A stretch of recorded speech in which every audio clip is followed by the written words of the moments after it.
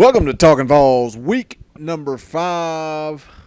After dropping a conference game to the Florida Gators, the Vols come out and don't do a whole lot against UMass. But my name is Boogie Bentley. I'm Balls JP. And I'm R-Main. And we are at Talkin VAWLS _pod on Facebook and Twitter. Give us a follow. Let us know what you think week in and week out. Follow along as we go through the 2017 season with the Tennessee Volunteers football team. Guys, it's going to be a weird one, man. It really is going to be a weird one. You know, the heartbreaking loss to Florida, they came out, they didn't look good, they lost the game. They got UMass the very next week. And it's kind of when I look at it, it's a no-win situation, really, for Butch Jones, because you expect him to come out and you expect him to take care of business, but it's not going to matter. You know, I think myself and Rocky both said 42-7. JP said 38-20. We thought that was comical. I would have taken 38-20. But now looking back on it, man, like it was a no-win situation for Butch, but this may have been the worst possible scenario. They lose that game. I think they should have fired Butch on the spot. But what about you guys? Let's just jump into it. JP, it was a tough one to watch, but opening comments about Tennessee versus UMass. Yeah, just a horrible game. I mean, there wasn't. You could tell that there just wasn't any energy with that with the players. I don't know what the answer is. I mean, certainly you could have expected, having a hangover per se from that loss to Florida and the way that they lost that game, but.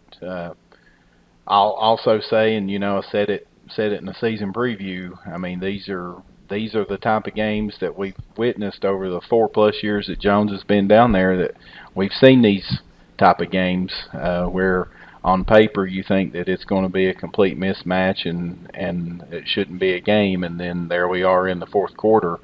I mean, UMass had the ball with less than 4 minutes to go, with the opportunity to score the go-ahead touchdown. I mean, who knows what could have happened? I mean, they're down 4 points, but just not a good performance, and certainly did not help quite any critics that have been on Jones's case since the Florida game, and it's not going to quieten down anymore until Saturday, if he was to find a way to beat Georgia.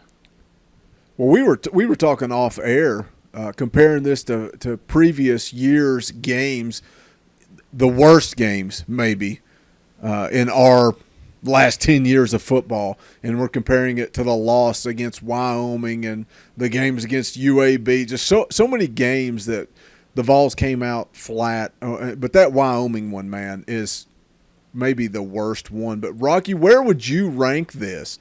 I know the Vols took care of business and they got the win, but where do you rank this in those games? To me, it's almost as bad as Wyoming. I know they won, but we're talking about one of the worst teams in college football. I would almost put it right there at the worst. There was just really nothing that went right on Saturday, especially the offense. That's as bad. We've lived through the claw offense. We lived through some when Crompton was struggling, we lived through that a little bit. I guess that was the same time, but man, that offensive performance, it was like they couldn't do anything Saturday, and it wasn't all the quarterback's fault. I mean, the offensive line was horrible. We've touched on that before about how they need to step up, and that was even worse than Appalachian State performance last year, in my opinion, by offensive line. I just don't. If you bring that this Saturday, it's going to be a long day. But kind of get back to the point at hand.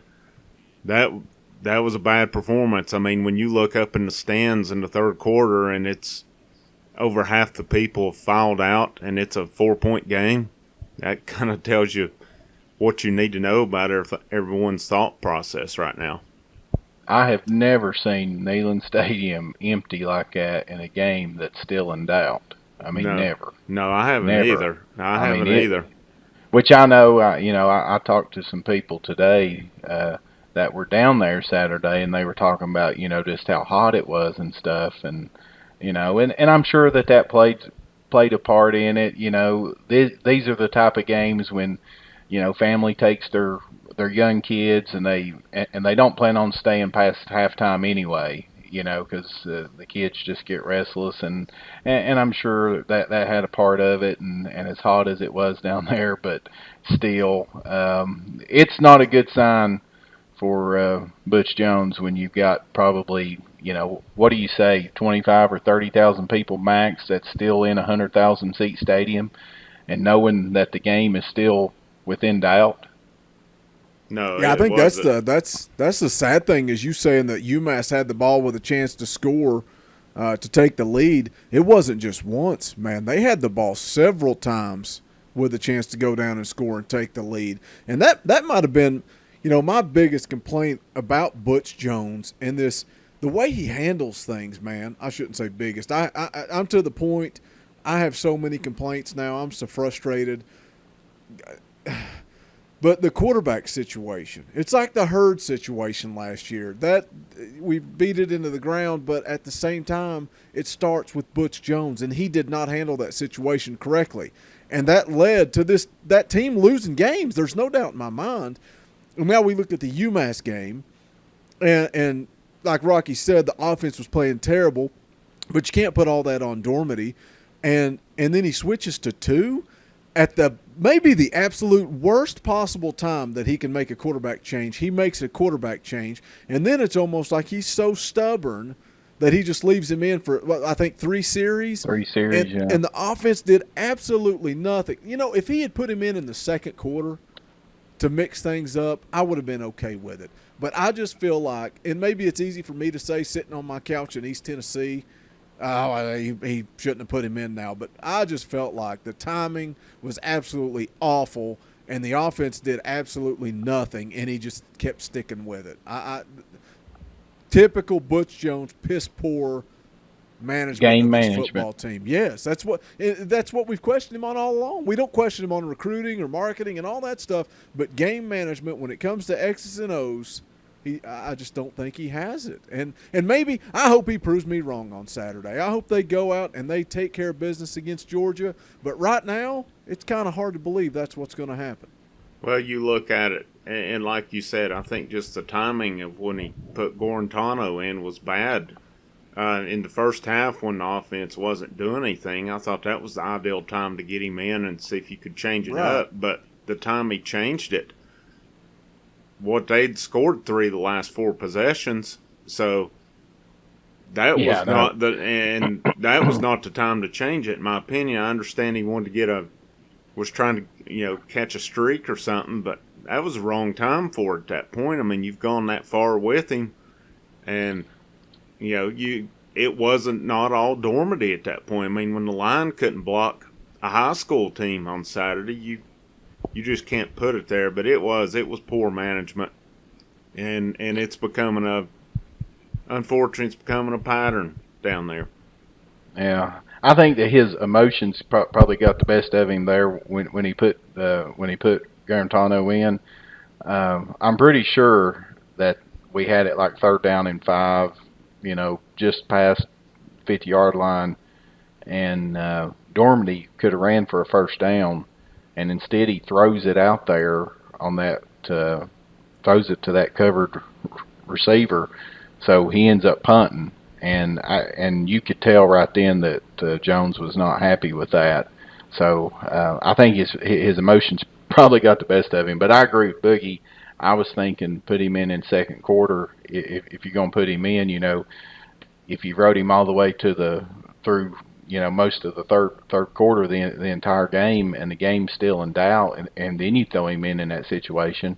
But Garantano, I mean, yeah, certainly. I mean, he didn't do anything to warrant me really saying that he deserves any more playing time, but he threw a couple of good passes. Brandon Johnson dropped that one, and then that big number 19, Jeff George, he continues to drop those passes.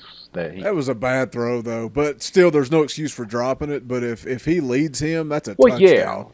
Bad throw, but you still got to catch it. But still, I mean, Jeff George is 6'6", and he's probably going up against a defensive back that's 5'10". Yeah, that You guy. know, There's no I reason mean, that he drops that, but yeah, not a good but throw either. well, yeah. I mean, he underthrew him for sure, but sometimes those plays are good like that because they can jump up and they can catch those balls, but uh, again, I mean, it's just the same song and dance. I sit here Saturday, and we was talking about it before we started recording here. I mean, I didn't have any emotion at all. I mean, No, and I it was didn't a either. close ball game, and I'm sitting here, and usually, I'd be screaming at the TV and stomping around here like a 5-year-old kid or something like that, and I was just like, whatever. I mean, I guess the apathy of it. I was to that point during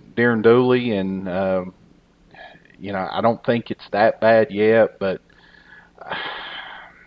I still can't.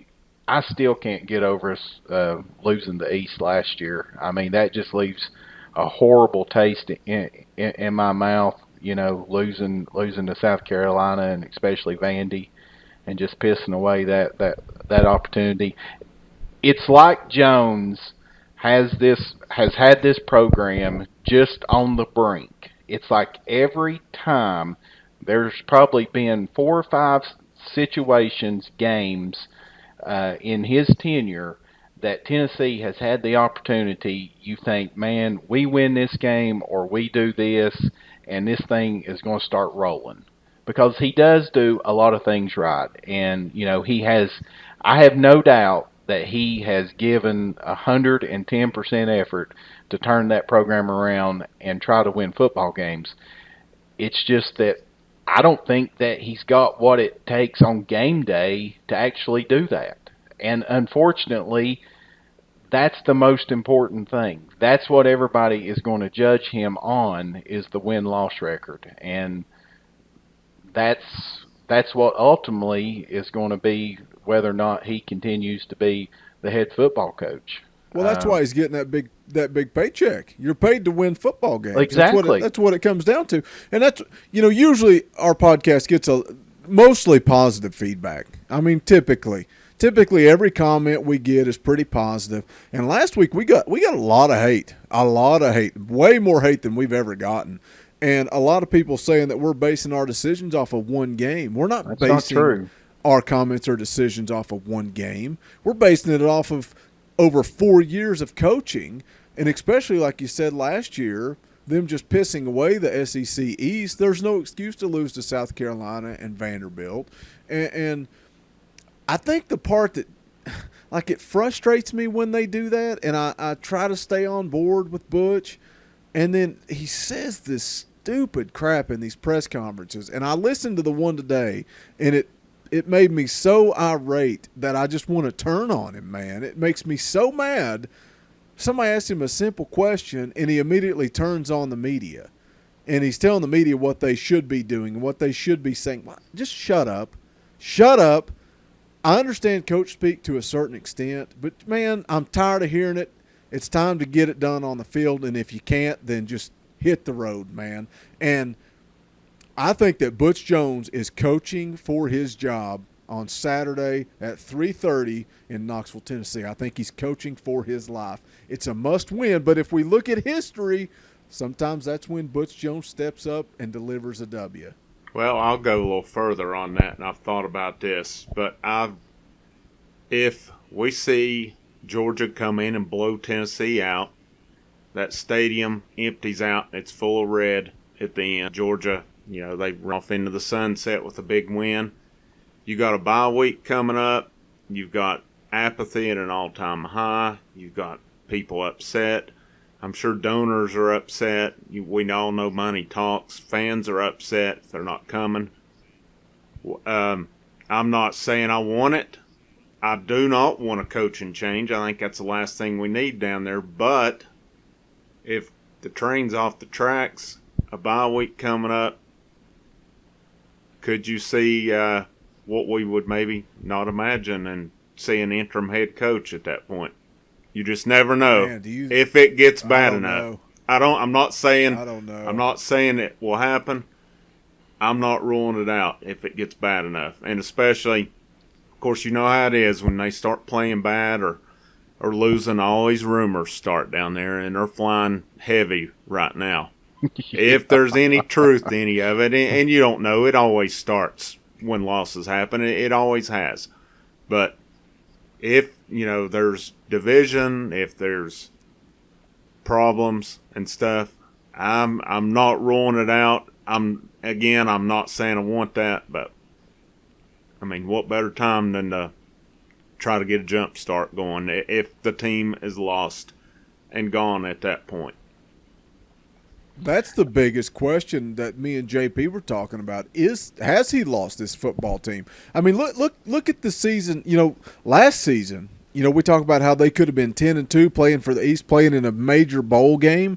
They also could have been 7-5 when you look at that season. Well, let's look at this season. They easily could have lost to Georgia Tech. They lost to Florida, and they could have lost to one of the worst teams in college football. Yeah, I keep pointing it out, but guess what? It's a fact, Jack. They could be 1-3 right now, and that's freaking pathetic, and there's no excuse for it. What happens if they lose to Georgia? I know they beat Georgia Tech, and I know they beat UMass, but those games, man, there's no excuse. There is no excuse. We made excuses for that Georgia Tech game being so close. Right? Oh, yeah. We did. We defended it. You're hoping for the best. But, man, I don't know. Let's do this. Let's say this. Where do you go if you were going to make a change mid-season? Where in the heck do you look? You could put an interim head coach in, like you said, but who's at the top of the radar for Tennessee if they do get rid of Butch Jones? Because that's a huge question. If you get rid of him and you don't have an answer – then we're not making any progress. No. Well, see, and I was just going to say, I think that's the key to it because obviously, when they let Fulmer go, obviously that was a bad hire with Kiffin, and then when he left, an even worse hire. Yeah. And so, you've got to have somebody lined up on your radar. Going back to Rocky's comment about, could you see him getting canned after Saturday? I don't think so, but I think a possible scenario that you could see it is if we just absolutely just get blowed out and you can tell that the team is not interested, they've quit. I'm talking 45-0, 45-6 type showing where there's no energy, there's just nothing. Jones making a few more bonehead decisions or whatever, possibly at that point in time, I guess. We don't know what these big money donors are sitting down there, telling Curry right now. We don't know what that administration is actually thinking. I do think that Curry's probably got a thought process in mind, at least I hope he would, at this point in time. One thing that you got to think about with Butch Jones is he was here before Curry got here. And most of the times, those athletic directors, they want to put a stamp. They want to put their stamp on that programs. They want to be the one that brings the guy in that turns the program around or starts winning football games or starts winning championships. It's not often that you see a new AD come in and the old coach stays for a long period of time. But who do you go after? That's the thing. We can sit here and say this, and this, and we need this, and we need this guy, or whatever. The fact of the matter is, hiring a coach for college football is like playing the lottery. Just look at all of the programs out there, and what they've went through. I mean, just take Alabama, for example. Yeah, we got all these, I heard a new term for their bandwagon fans last week. They call them 09ers because they didn't even know what Alabama was until they won the championship in 2009. It's the truth. Look at all the coaches they went through to get to that point. They had a rough stretch. Truth, I mean, from late 90s till Saban got Fuller there. owned them. He owned them, man. Well, yeah, that's what I'm getting at. I mean, they hired a coach in Mike Price that never even coached a football game because he got called out at the whorehouse, So that's the last thing I expected to hear on Talking VAWLS. But that's what I'm getting at. Look at Clemson. They hit a home run, but he was a freaking coordinator underneath Tommy Bowden. Can you imagine if Tennessee would have hired Dabo Swinney? I mean, the fan base would have been like, "What in the world?" Because at that point in time, Clemson wasn't any good. That's why they fired Tommy Bowden. So that's what I'm saying. I mean, it's an absolute crapshoot. I mean, there is no Nick Saban, Urban Meyer, Jim Harbaugh, even though I'm not convinced that he's that great of a coach. But there's not those type of guys really out there that you think. Well, there's one guy out there. There's a guy out there that Boogie loves, and I want him to come to Knoxville, but I don't think it's ever going to happen. This guy made me watch West Coast football just because I love the way he coaches. I loved his attitude. I loved his swagger. I love when they came to him and he was losing by 2 touchdowns and said, "What's going to happen in the second half? What type of changes are you going to make?" He said, "We're going to come out and we're going to kick their ass because that's what we do." And that's Chip Kelly, but I don't think I can ever envision him at Tennessee. I'm not on the Kelly wagon. I'm on the Bob Stoops? I love yeah. You want Bob Stoops, Yeah. really? Big game Bob. Yeah, I say you back I mean, I up wouldn't the be truck mad. I and give wouldn't be him mad a at that. blank check and tell him to write his price. That's what they need to do, though. That's the key. You can't – I saw JP arguing with people. I was laughing about it, but he was arguing with people on the Talkin VAWLS Facebook post. You got to empty the bank account because Tennessee has the money. Oh, they have the money. Yeah. And We're you just cheap. got to be willing to spend that money to make more money. And I'm telling that's you, what, you write that check, it's going to happen. What pisses me off so bad is because I feel like that administration and that university down there is using this fan base. They are using this fan base because they know that Tennessee has some of the most loyal fans in the absolute country in any type of sport, you name it. Tennessee has some of the most loyal fans. They will pack that stadium. They will show up. I guarantee you, Saturday there'll be 100,000 people there. They'll be making all kinds of money, and that's what I'm saying. Don't give me this bull crap that they ain't got the money. Don't give me that bull crap. But if they're making all of this money, why spend it? And they're not having to pay Bob Stoops $6 million a year or $7 million a year, and they can get by with paying Butch Jones $4.2 million a year, then why go out there and spend it on a big-name coach? It's not going to be any different because dummy like me is going to go back down there and buy a ticket and buy their $6 overpriced hot dog. We'll be sitting there in the 30th row when Derek Dooley fakes a freaking field goal against Missouri with chill bumps on our arm, talking about how awesome it is, and then he blows it and loses. What? I'm surprised, Rock. I'm surprised you're not a Chip Kelly guy. I don't know that he'd fit down there. I don't know. Maybe he would, but I don't know about defenses. It's not like we've seen.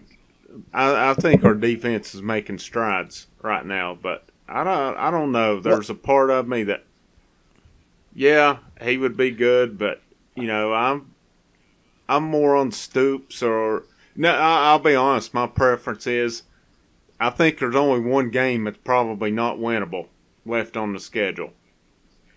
Yeah, I agree. And I would rather see. Well, let's get that perfectly clear. Absolutely, that's what we all. I mean, want. I'd rather see Butch finally step it up, and we don't come to that. He's going to have to do it quick, though. I mean, that's just all there is to it, because it's getting ready to get hectic down there as far as the schedule goes. There's no UMasses on the schedule the rest of the way, but I guess I could handle Kelly, but I'm on the Stoops wagon, or there's even the Venables guy. Kind of JP's mentioned him. I kind of warmed up to that one. All right, too. I don't think coordinator is the worst way to go right now, if you have to go that way, just because I don't think there's any home run guys out there besides Stoops, and Stoops may be done for good or something, or right. It's not a guarantee that you could even make that offer. Yeah, I mean it's not. So, I mean, what about our national championship winning quarterback? I've thought about Mr. that. Martin. I have thought about that. I mean, as a head coach, but again, you're talking about a crapshoot. I mean that's the next step I understand. for him, though. He's doing a pretty good job at USC. I mean, you've got a street named after you. And he's a heck of a recruiter too. Which I know at USC, it's probably not real hard to get top recruits. Well, they were in the same boat as we've talked about as all these other teams. Though. I mean, some of the hires they had up until Pete Carroll. And Pete Carroll wasn't a home run hire at that time. I mean, they weren't real happy about that one. But man, look what he did. Because at that point in time, he had pretty much bombed in the NFL. And stuff. So and even after Carroll left, I mean, you had Kiffin, who really did nothing out there. Sarkisian, I mean, he had his personal issues. I think he would have done good out there. But now this Helton guy, I mean, he was offensive coordinator. He's got him back up there pretty good right now. So there's worse ways you can go. I mean, I will say this, and people mention Les Miles. No way. No absolute way. He makes idiotic decisions just like anybody else does. If not more. He had so much talent at LSU that he didn't do anything with. Yeah. So, I'm not on no Les Miles bandwagon for sure. I mean, he's a likable guy, but that's he makes some crazy decisions sometimes, and if we think it's crazy now. We hadn't seen anything when you make a crazy decision, then you pick a pile of grass and start gnawing on it. I mean, I want to say though, you brought up a good point saying that the ultimate goal is that Tennessee just keeps winning, and that who knows, man? Who knows? That's why you play the games. But me and JP were talking right before you got on. One of the biggest problems is if this UMass game stood alone, then, I would probably be a little more optimistic. But it's the way they lost that Florida game, and then they come out and play UMass that way, just back to back, and then the Georgia Tech game, and man, just it's a culmination of things that have brought us to this point. Yeah, it was just a bad week for it. I mean, especially after last week. The timing is what's made it so frustrating and has everybody so down. But what if? What if, like I said, you back Butch Jones into a corner, and sometimes that's when he comes out fighting, and that's when he delivers, and that's when he opens up the playbook, man, and does what it takes to win football games. They're going to checker Neyland. I'm pretty sure we're going to see Smokey Grays on Saturday in Knoxville. What do you guys expect to see against Georgia? Again, we talk way too much off air. Way too much off air. I think Georgia's easily the best team in the SEC East. I think so. I think they've proven themselves, through the early season. Their quarterback probably has. I'm guessing. I've not looked, but I'm guessing his QB rating is probably the best in the SEC. They have one of the best running backs in the SEC. Not only one, they've got a load They of got them. 2. Yeah. But can Tennessee match up with Georgia? JP, I'm going to throw it to you because of what we said off air. Can Tennessee hang with the Georgia Bulldogs? I don't think Georgia's no world beater. You know, I mean, Lord of mercy, when they went up there and beat Notre Dame there a couple of weeks ago, you'd have thought that they had won a national championship. I mean, everybody was jumping on the bandwagon, and their fans was, Well, their fans act like hooting they've and won 48 national championships well, because their that's fans are a true. bunch of freaking idiots. That's true. Amen to that. That's been the program that has wasted more talent than any other program in the entire country over the years. But anyway, I mean, Tennessee struggles against the run, and you throw Nick Chubb That's and an Sonny Michel understatement. out there. That's not a good. That's not a good matchup. Our linebackers struggle. We're slow. That's not a good matchup. Our defensive backs struggle. That's not a good matchup. We can't cover the tight end. Georgia probably has the best tight end in the country, and that true sophomore. Offensively, I think Tennessee could probably move the ball because I would say I'd say Georgia and Florida are probably pretty comparable as far as defensively go, as far as talent and everything. Yeah, Georgia's look good. I think everybody got caught up in the hype the way that Mississippi State drubbed LSU week before last, and then they come into Athens Saturday, and Georgia puts an old butt whooping on them. I'll be honest with you. I didn't have high hopes. I was saying there was a chance, but that Mississippi State game is making me nervous, man. Well, but I mean, the fact of the matter is we don't know which Tennessee team's going to show up because we don't know what's going on inside that locker room right now. If Butch Jones finds a way to circle the wagons, and there's really not all the turmoil that's been reported that's going on within that locker room and with those players, then I think that it'll be a typical Tennessee-Georgia football game. I think that it'll come down to the last quarter and the last few possessions. Who's going to make a play? Who's going to make a mistake? I truly believe that. But there's also part of me that sits here and thinks that there's really some internal issues that's going on, that these players are fed up with pretty much the BS that Jones has been spewing, the way that he mismanages the roster. He talks about how players are going to play, but yet we never see them. Talks about how that they've, earned the opportunity, yet we never see these players. He talks about so-and-so's going to be playing this position. He never plays that position. I mean, just all that kind of stuff, I think I'm worried that our football team has caught on to his shenanigans.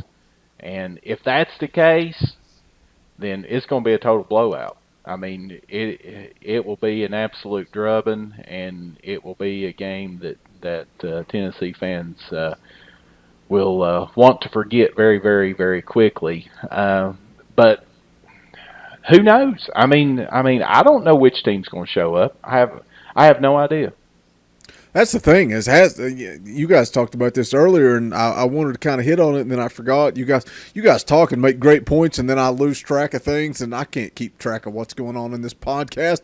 But has he lost his football team? Has he? We got rumors circulating of Nigel Warrior and Shy Tuttle getting in a fist fight, and I think he has absolutely mishandled this quarterback situation.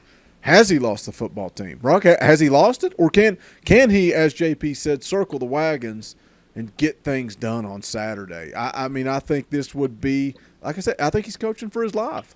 I think he is too.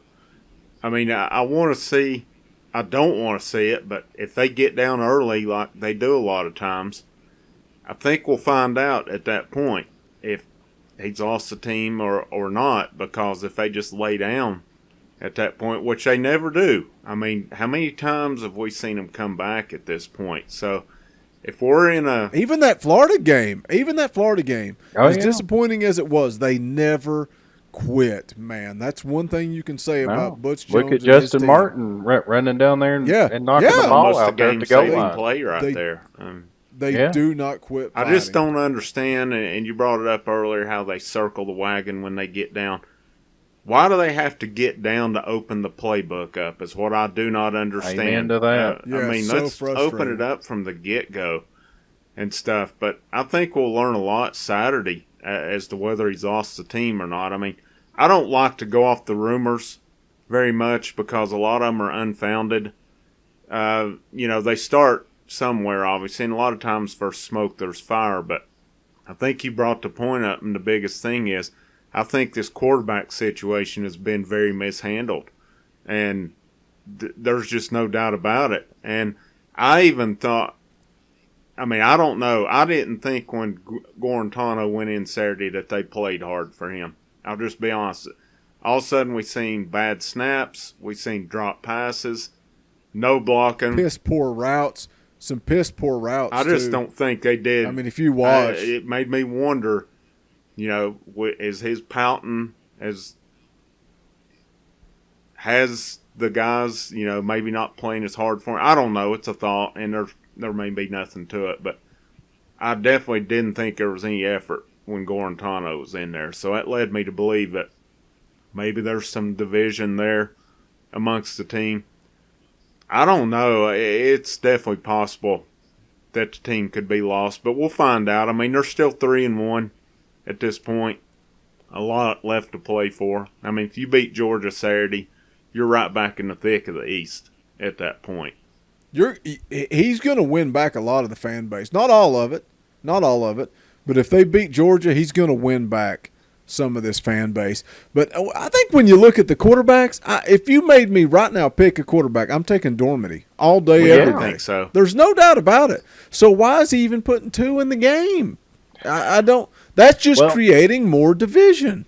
But see, that's where he has mismanaged all this. It goes back to the way that he handled, obviously, this Jalen Hurts situation last year. There was a comment in fall camp, and I didn't say anything about it, but I've thought about it all year long. And honestly, I didn't say anything about it either, but I didn't have a lot of confidence that Jones would handle this quarterback situation correctly because of the past years and the way that certainly that it's apparent now how he mishandled the Jalen Hurts deal. But Larry Scott was interviewed, and, Butch kept on saying, there's quarterback battle going on. Nobody's won it. And then one day, Larry Scott's talking to the media, and he's talking about 12 being the starter, and there's really not like any type of quarterback battle that's going on. And I'm like, if the head coach and the offensive coordinator are not on the same page, then how do they expect the players to be on the same page? You're giving all kinds of mixed signals here. That's not good, fellas. That is not good at all. That is not good at all. And that just goes back to these but I don't understand him. I mean, it's just like in his it's just he's a damn odd person, man. He is. That's all it boils down to. He is a weird person. I mean, he's bringing 95% of this stuff on himself. Yeah. With the way that he mishandles this stuff, and he talks in the media. I mean, the same way with this Shy Tuttle deal. Obviously, something happened. Obviously, he claimed that Tuttle fell on a helmet, and that's what caused him to have the eye injury. Nobody even knows what the actual injury is. I've heard that he's broke his eye socket, or his eye socket's broke. He's got an orbital bone. That means old Nigel Warrior's got a hell of a right cross. Exactly. But, obviously there was a reason that Shy Tuttle was not on the sidelines Saturday. He wasn't on the sidelines. He was not there at all. Now, there is a reason. Was it because his eye was swollen up like a basketball? That's what I'm thinking it probably was, and they were trying to avoid any kind of distraction there with that. You know, another deal that's going on is the Jawan Jennings. You know, there's rumors, yeah, obviously he's not been on the sidelines for any game since he got hurt. There's talking about that nobody's seen him even around campus, whatever. And then today he says that Jennings is in the complex every single day. Who knows? I mean, I'm to the point, I don't believe anything the guy says. I don't believe anything the guy says. And let me say this. I don't expect him to tell the media and the fan base everything. I don't expect him to tell that. But you can't say things and basically lie about it in the situation that he's in. Nick Saban won 5 national championships or however many that he's won. Yeah, he can tell the media whatever, but Butch Jones is not in a situation to where he can sit there and he can tell the media and stuff like that. And that's why this fan base, and I'm getting that way, I feel like I'm almost being insulted, you know. It's almost being insulted. Well, I tell you what, Butch Jones, it's insulting that you sit there and run this freaking offense without a running quarterback. That's what's insulting. Oh, I can't help but laugh because you're so fired up. But it's the dang truth. That's what's so frustrating. It's like the press conference today when they asked him about Shy Tuttle, and he starts going on and talking about fake news and telling the media that they got to be like parents and this, that. You win football games. Just win the football games. Yeah, exactly. That's all it comes down to. Just win, baby. And speaking of just win, baby. Let's move on to the next topic. Oh, yeah, Rock. How about them Redskins? How about them Redskins? I meant to start the podcast with that, and I forgot. How about them Redskins? Man. Hail to the Redskins. Hey, hats off. They laid it on Oakland pretty much from the get-go last night. So. They'll probably crap the bed going forward. There's no doubt in my mind. Let me tell you, I sat there for 3.5 hours last night in total shock and awe. I was like, did the 76 Steelers, break into the Redskins locker room and decide to play defense? I cut it off. I fell asleep at halftime because I have no confidence in the Redskins. I'm almost numb to them. I just go to bed at halftime because I'm too old for that crap to stay up and watch. I think when Redskins had it 3rd and 19 there, and then Thompson broke that long one, that's when I kind of threw the towel in at that point. I have to say I stayed up and enjoyed every minute of it. As a lifelong Redskin fan through years of misery, I had to stay up and enjoy it because I hadn't seen them play like that probably since the last time that they won the Super Bowl in '91. God, that first half, didn't it feel great? It's like, yeah. I don't think I have any complaints going. Like at halftime, I'm like, golly. Trust me, Rock. I have been there more times than not following the Redskins. I know exactly. We're both two miserable fan bases. Well, man, last year's the first year Oakland's been good in years. And then you get to the playoffs and lose your quarterback. I was like, it's just fitting. Yeah, but at least you all won a Super Bowl in, 2003? No, got destroyed. Oh, that was right. Gruden won it the following year with Tampa, didn't he? Okay, yeah. What the heck just happened? Welcome to Talking Skins with JP and Boogie. Oh, I don't know where to go from here. I'm almost lost. Well, I'll throw it in. You know, I mean if you're a couple things I noticed Saturday, obviously it makes I wouldn't have thought as much considering this guy's a 4th-year senior at this point, but having Thomas instead of Robertson makes a huge difference on that line. I don't think it was any coincidence right there. So they're getting Robertson back this week. That should make a big difference there. I didn't see anything from Boulware to lead me to believe he should be in over Jones right there. And I understood why they went that way. I really do. But I didn't see anything there. I think I think the line will be better this week. They're going to have to be. Georgia, after they shut Mississippi State down, that shows me they've got a pretty good defense there. They've got some players on that defense. And, I mean, you've got them, of course, fired up wanting to wear the Road Warrior spikes. So who would that not fire up right there? But in all seriousness, what a rush. But we got the trash can. Yeah. Well, in all seriousness, the receivers have got to step it up. The line's got to step. Everybody's going to have to step it up. And on defense, you got to get your the defense. I didn't think was that bad Saturday. The only thing I would pick at was missed tackles. There's way too many missed tackles out there. And I know it's been mentioned, but I really think at this point, and maybe I'm wrong, but I think your best two linebackers are Batuli and Jumper. I don't think there's any doubt about it either. Because Jumper may not be the most athletic or anything. He's making some plays along the way. I mean, he had, almost 2 sacks Saturday.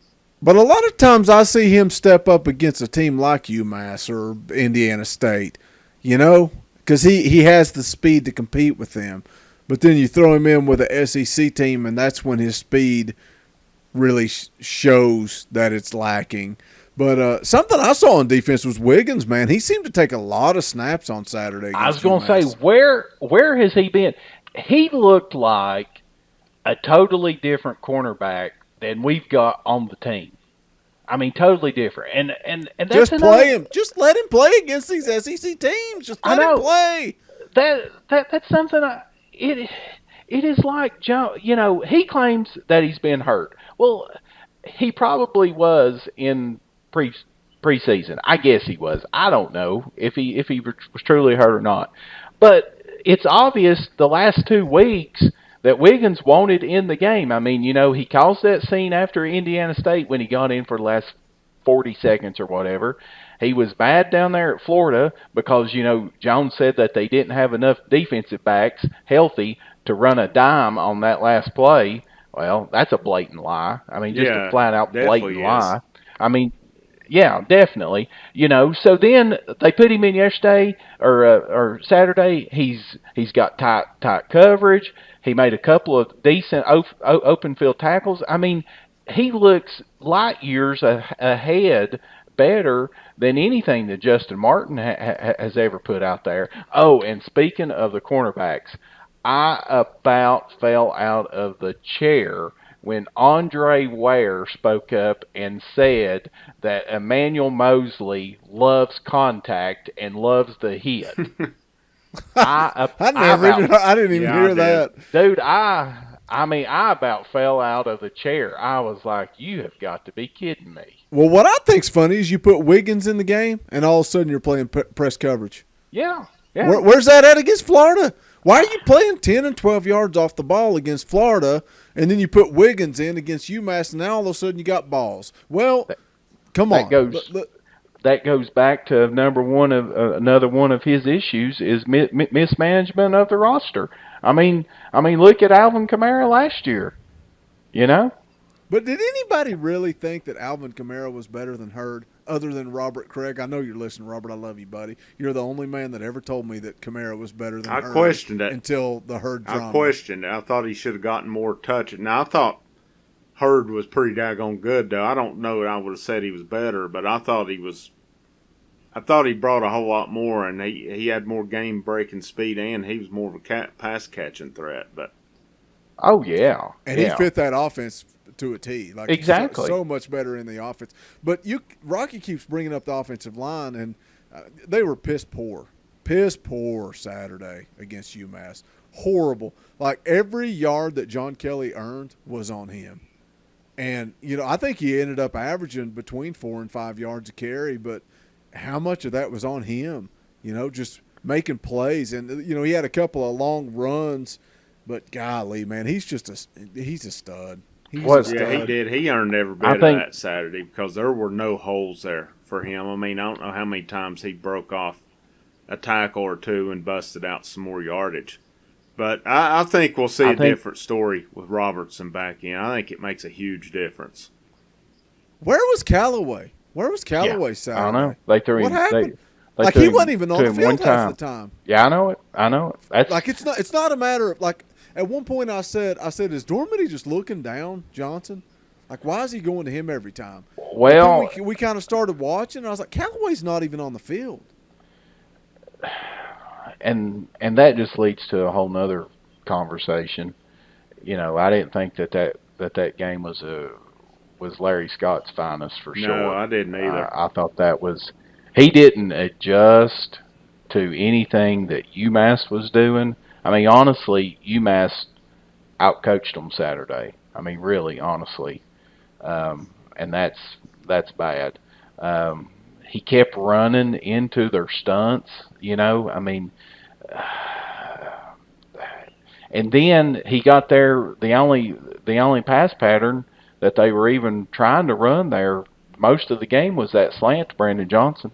I mean, that was pretty much it. I mean, it was there all day. Oh yeah, long, though. yeah, I mean, it really was. I mean, I know, but the problem. What I'm getting at though is you shouldn't have to run that same play to beat UMass.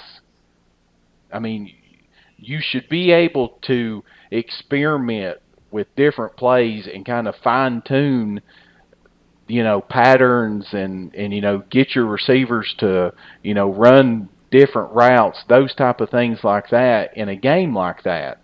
And here we are, basically just having to, of course, we didn't do anything in the second half on offense, 58 total yards. Nothing. I mean, 58 total yards against UMass in the second half. Well, it just, it's the same thing. They have to get down to open up the playbook. They were never down at any point, and they never opened the playbook up. And I don't understand that. It's the same philosophy all the time. We've said it over and over again. It's, basically a watered-down vanilla offense against these teams, and, try some stuff out. I was happy to see him get Bird involved with a reverse and a couple passes there. He obviously showed he can make some plays there, but if they're going to beat Georgia, man, they're going to have to open it up. This vanilla stuff is going to get them blown out of Neyland Stadium Saturday, just plain as that. If they turn it over, being aggressive, so be it. But just turn it over being conservative and just trying to not lose the game, that's just not going to do it. And, I hope it doesn't take getting down by 2 to 3 scores for them to finally realize they need to open the playbook up. Well, I'm afraid that if they get down by two or three scores, they ain't no coming back with this football team, because you don't have the playmakers on offense that's going to be able to make that ground up. You just don't have them. We're moving into Georgia. Let's just do it. Let's get into predictions, man. This is my week. Florida's for Rocky, Bama's for JP. This is my week. So I'm going last. Who wants to go first? Who wants to break this thing down, get as in-depth as you want, and give me a score? Who wants to go first? You two guys pick. I'll go first on it. Based on what I've seen so far, Georgia was not – they've looked pretty good. They didn't look great against Notre Dame, but they still won the game. I thought they looked really good against Mississippi State. We just talked about you cannot get down 2 to 3 scores, or I think it's over this week. I really do. And I think it's a bad matchup. Georgia's loaded at running back. Their quarterback's efficient. Their tight end right there, JP mentioned that. They wore us out with the tight end last year. What will they do this year? I can't imagine that they wouldn't go back to that again with that tight end, because he wore Tennessee out last year. I don't like the matchup. I don't like how Tennessee's playing going in. Georgia's playing good. I don't like anything about Saturday coming up with all the potential turmoil, the rumors, and everything. But if Butch Jones is going to get some favor back, it's time for him to step it up this week. And I think we'll find out a lot about that. With that being said, and I don't like to do this, I think Georgia runs them out of the building. I think it's going to be 27-10. Georgia. That hurts. JP, what do you got? Pretty much same line with Rocky. I mean, traditionally, this matchup comes down to the wire. I mean, we've seen it over and over and over. And usually, even Tennessee teams that have been less talented than Georgia typically plays them really close. There's not too many times that there's blowouts in this series. From what I've seen so far this year, I just can't get really excited about Tennessee. I can't get excited about their offense. Just not sold that Dormady has what it takes to lead this team consistently and to be able to score enough points. He's been a turnover machine. I think he leads the SEC in turnovers. And that's not good. I mean, this team, that offense cannot afford to make any mistakes. Like Rocky said, they certainly cannot afford to start out flat and get down by two or three scores, because there's no Josh Dobbs to save Butch this time. There's just not. And I'll just not to interrupt real quick, but thing you're going to do too, you've already got a restless fan base. You get down early, you're going to have a hard time getting that fan base back at that point, because they'll be hopped up with the checker kneeling, probably the Smoky Grays. So you got to give them something to stay fired up about. Yeah. I'm going to give two scenario predictions. That's not fair. Butch Jones circles the wagons. Tennessee plays hard. This is cheating. This is cheating. Like they have shown that they will play, and it will be a close game, yet Georgia will still win the football game 31-21, because Jones will make two or three boneheaded in-game decisions, and we'll be sitting here going, if he'd have done this, if he'd have lined up with, underneath center and ran the freaking football on the 1 yard line, we'd have scored. It'll be something like that we'll be saying, if he'd have done this, we would have won the football game.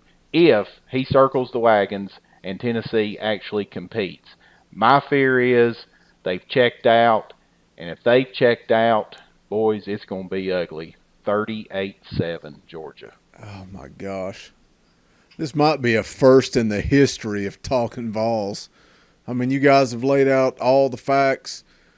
You know, you talk about Georgia's talent at running back and Georgia's talent at tight end and an efficient quarterback and the drama going on in Knoxville. It's like, how can you possibly pick Tennessee to win this football game? And if you look at it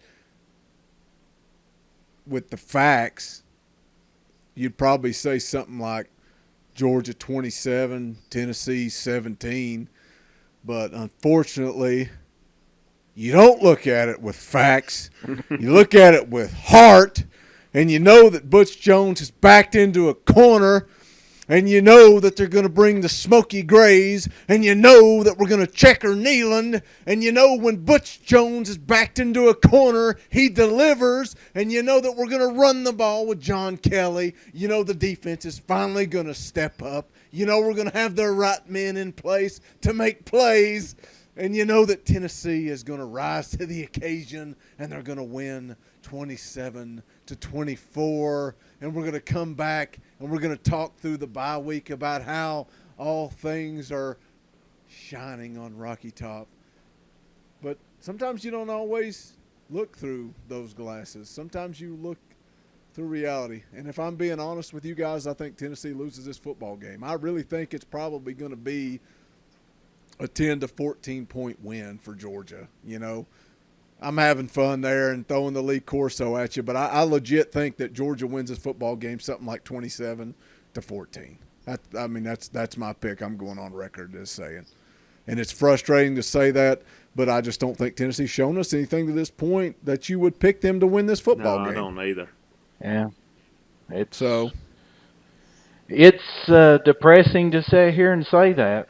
It is. It And is. like I said, it's a because- first. It's a first in Talkin VAWLS history. I think always there's been one of us that goes out on a limb every time. And like I said, I'm having fun there and fired up. And when Saturday rolls around, I'm gonna be cheering with every ounce of my being. Absolutely. And I will be believing. I know that you guys will too. When kickoff happens, all three of us will believe that Tennessee will win the football game. But when you sit back and you look at it, It don't look pretty. No, they've not shown us enough to do that. But do you guys have anything else? We're going to wrap this thing up. Well, And you get know out how of here. it'll be Saturday Circle. morning. Somebody will wake up and say, "Boys, I woke up to an orange sky this morning. I'm feeling it. We're winning this one Yep. today." So there'll be something. The other two will jump right in too. We'll be fired Oh, up and yeah. ready to go. I'll get up Saturday morning. I'll take me a shower. I'll look in the closet. I'll see that orange washcloth. And I'll be like, boys, it's on now. It's game day. I forget when it was. Was it the Florida game? It's like you wake up and you're like, Vols by 48. I think it was. Oh, I'll man. be that way. I mean, there ain't I no will doubt. too. I'll be I will that too. way. Every Saturday, baby. Every Yeah. Saturday. That's what makes Yeah. it fun to be a fan. But I don't know. It is what it is. But that's going to wrap it up for this episode of Talkin VAWLS. Be sure to leave us a like, drop a comment. Let us know what your prediction is for Tennessee, Georgia. You going to pick with those Homer glasses, or are you going to be realistic? We'll find out on Saturday. We'll all be pulling. And I just got one thing left to say, boys. Let's go Big Orange.